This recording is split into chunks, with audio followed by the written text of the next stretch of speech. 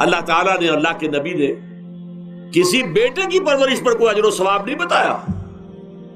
हां, 2 या 3 बेटियों को पाल पोस कर, तहजीब सिखाकर, फिर उनकी शादी करके उनके घरों में पहुंचा दिया। जन्नत की जमानत अल्लाह ताला दे रहा।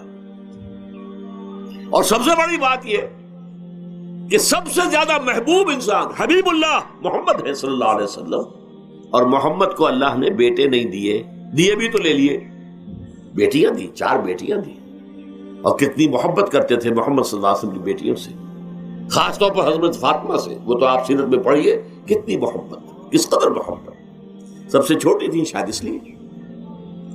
बहरहाल पहली बात तो यह बचपन ही से वो दावा पढ़ना शुरू हो जाता है बच्चियों के ज़हनों पर कि हम कोई घटिया हैं, हमारे भाई बढ़िया हैं, हमारे वालिदैन जो है उनसे ज्यादा मोहब्बत करते हैं, हमसे नहीं करते। फिर